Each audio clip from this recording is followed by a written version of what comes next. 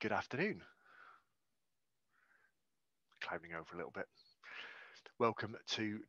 I was about to say Dice and Bolts again. It's not Dice and Bolts. It's New Year, New You because I'm here in the office. Welcome to New Year, New You. This is the Internet Twitter challenge of generating 31 RPG characters that you want to play, and posting one of them on each day in January. And because I am me, and because my shelves creak and groan at the weight of books, I've done 31 characters in 31 different systems, partially because why not, and partially just to kind of say this is the breadth of characters that you can have. And in this video, we are going to be taking a look at character that I've actually played ish. I had some time off work at the end of February, start of March, and I wound up doing some solo gaming, and I was hybridizing Iron Sworn and Genesis, obviously for this one, and Invisible Sun and Numenera. And Kivara Lightcaller is a human priestess. She is fairly young. She's sort of 16, maybe 17. She is as much of a fighter as she is a priest. Disciple is the career that was listed. I've hybridized in between the Genesis core book and the Realms of Terrinoth book, for FFG's fantasy setting from the Runebound games. Kivara is quite young. She's quite short.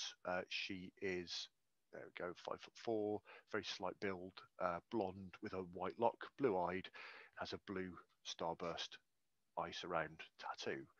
She was called to the priesthood because she had this light calling ability. She fights with a spear. She is a bit more rough and tumble because she wasn't raised as part of the priesthood. She is dedicated and devoted to her settlement and to her village and to her calling. She has been on several solo adventures, but she has also spearheaded, no pun intended because of her weapon, an expansion of the territory that her village of Risore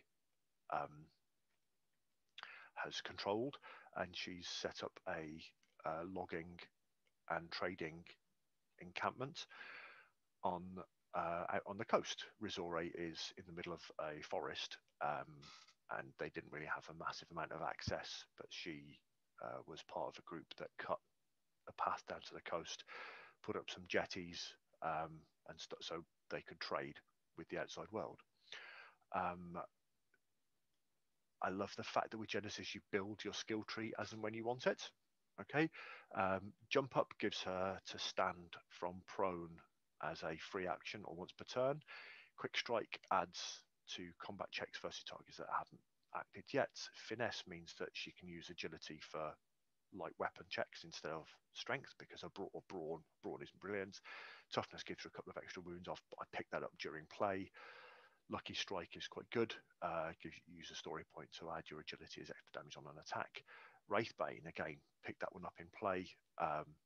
Been fighting a lot of undead. And skill specialization to give her just that extra blue dice in with spears. You have these four, I'm not sure if you can actually see the mouse, I've never checked. You have these four things: your strength, your flaw, your desire, and your fear.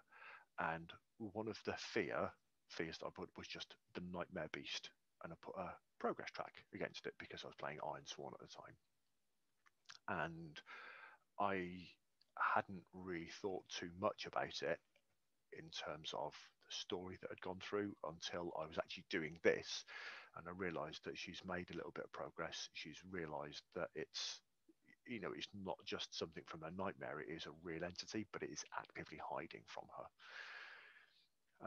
And then she's got this starburst tattoo, which has been imbued with the seal of Astraios, the Bane of Night, hence the undead fighting, which gives her a decent amount of boosts against casting spells against undead.